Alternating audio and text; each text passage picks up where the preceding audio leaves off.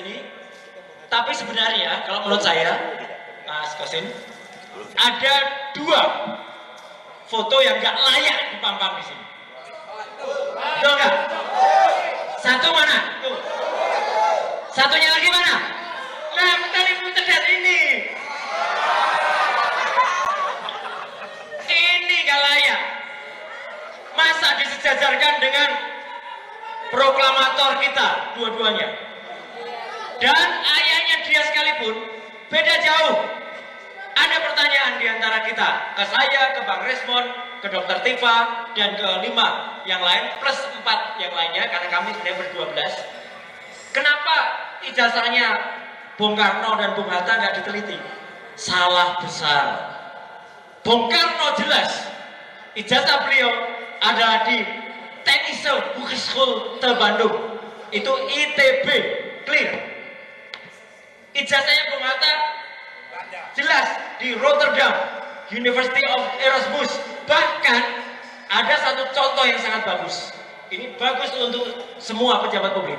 Ijazahnya Bung Hatta sampai dengan hari ini, kalau kita pengen lihat, ada di Rotterdam replikanya.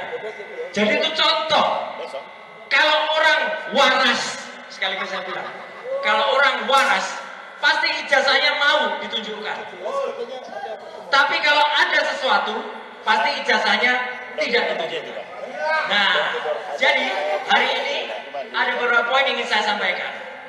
Yang pertama, kami berterima kasih. Bukan hanya kami bertiga, ber-8, ber-12, dan kita semua. Berterima kasih kepada rakyat Indonesia yang terus membersamai dan memberikan atensi dan supportnya. Kalau Anda nggak bisa datang, silakan cukup dengan doa, dan itu kami terima dengan lapang dada, dan alhamdulillah kalau itu dilakukan. Terima kasih ya. Karena apa? Perjuangan ini adalah perjuangan kita. Perjuangan kita bersama. Dari tempat ini dulu kita mulai. Dari tempat ini pula lah kita juga bergerak.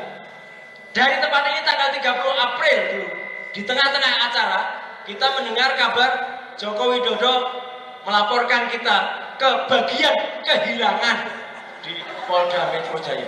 Saya nggak bohong, loketnya loket kehilangan itu. Jadi memang dia mungkin kehilangan ijazahnya atau kehilangan kewarasannya. Iya, kalau orang yakin benar, ijazahnya pasti ditunjukkan. Enggak, tidak ditunjukkan. Satu. Yang kedua, yang dilapori, saya juga mohon tolong kembalikan kewarasan. Saya, Dr. Resmond, Dr. Tifa, dan 5 yang lain, bahkan tambah 4 yang lain, tidak pernah, demi Tuhan, demi Allah SWT, tidak pernah yang namanya mengedit ijazah. Catat itu. Kalau ada orang yang mengatakan kami mengedit ijazah dan mengedarkan ijazah palsu, orang itu yang berbohong. Kami memang meneliti ijazah yang pernah diposting oleh seorang kader partai Gajah Kutet. Gajah Kutet itu gajah kecil, gajah kerdil. Namanya Dian Sandi Utama pada tanggal 1 April. Kalau mau dikejar dengan pasal 32 dan 35, dialah harusnya. Karena ijazah yang dipoto oleh Dian Sandi miring kayak otaknya. Ini kan miring. Jadi dia sudah membuat ijazah yang tadinya tampak benar menjadi tidak benar. Dialah Dian Sandi. Kami tidak pernah mengubah apapun bentuk ijazahnya. Kalau kami lakukan penelitian dengan ELA, dengan luminant gradients, yang nanti juga akan sampai oleh Dr. Resmond, itu adalah ilmiah, bukan kami mengedit. Jadi kalau ada orang yang mengerti bahwa kami melakukan penelitian untuk mengedit, itulah yang kita tentang. Kenapa? Karena pasal yang digunakan untuk mengedit itu adalah pasal 32 dan 35. Itulah yang mau dibebankan kepada kita-kita untuk ditahan. Karena ancaman hukumannya di atas 5 tahun. Jadi itu yang akan kita dobrak pertama kali. Tidak pernah ada edit mengedit. Kalau urusan pencemaran nama baik, silakan saja kita bertarung pengadilan.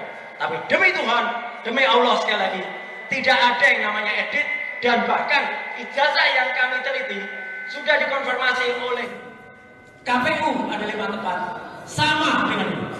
Jadi mana yang diedit? Tidak ada. Dan sekali lagi 99,9% ijazah ini palsu. Sudah clear banget ya. Dan kenapa kami ditersangkakan? Terus terang mendengar kabar ditersangkakan itu sebenarnya semenjak minggu yang lalu. Sebelum saya, sebenarnya waktu itu saya melihat juga mengajak Dr. Rismond dan juga Dr. Tifa dan juga semuanya untuk ke Sydney, Australia. Sudah terdengar kabarnya, bahkan akan ada dicekal, di sana dikejar Interpol dan lain sebagainya. Alhamdulillah, jalan semuanya lancar dan bukti utama yang kami peroleh, Gibran tidak punya ini. Sekali lagi, Gibran tidak punya yang katanya dia lulus dari UTS Insert. Nanti dia dilanjutkan Dr. Rismond. Kita mengejar ke Kementerian Pendidikan Dasar Menengah yang tidak sah persyaratannya. Persyaratan ijazah tidak ada, persyaratan rapor juga tidak ada selama 3 tahun. Jadi jelas banget. Dan kalau tadi dikatakan oleh Pak Ustadz Kosinudin, tidak hanya Profesor Denny Indrayana. Semalam Pak Ustadz, saya juga ketemu dengan yang sudah juga memberikan dukungan ke kita, yaitu Pak Dr. Amir Samsudin, ya, mantan Menkumham, yang dulu ketika Prof Denny, Pak Mamen, beliau adalah menterinya. Tetap Pak Amir Samsudin juga memberikan support kepada kita. Nah, at last but not least, teman-teman sekalian, kepada 7 yang lain yang ditersangkakan dan kepada 4 yang standby untuk dikembangkan, tapi semoga tidak ya. Kita harus semangat, kita percaya perjuangan kita adalah benar, di jalan yang benar, dan insya Allah kita akan diridhoi dan diselamatkan oleh Allah Subhanahu wa Ta'ala. Jangan kaget, dengarkan kata-kata saya. Jangan kaget kalau nanti di tengah jalan ada emergency brake. Apa itu? Itu adalah pertolongan dari Allah Subhanahu wa Ta'ala. Mungkin kami harus mengalami dulu sesuatu yang sangat tidak enak, tapi insya Allah ada. Dan last but not least, pesan saya untuk Pak Prabowo. Pak Prabowo, presiden kita. Anda jangan mau dikotori atau sejarah rezim Prabowo dikotori seperti rezim Jokowi.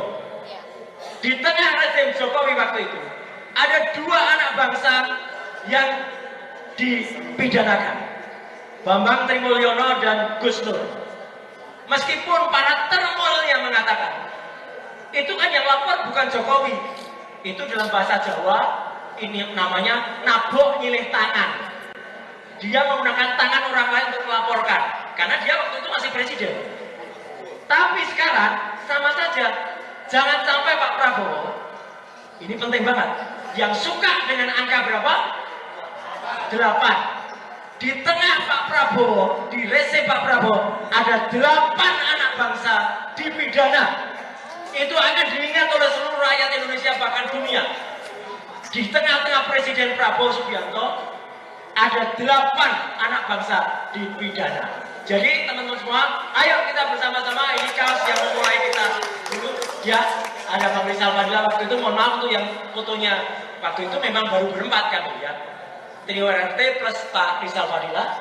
Kita bersama dengan kaos ini merupakan ucapan terima kasih kepada teman-teman semuanya. Yang bisa membalas adalah Allah Subhanahu wa Ta'ala kepada teman-teman. Download Tribun X sekarang, menghadirkan lokal menjadi Indonesia.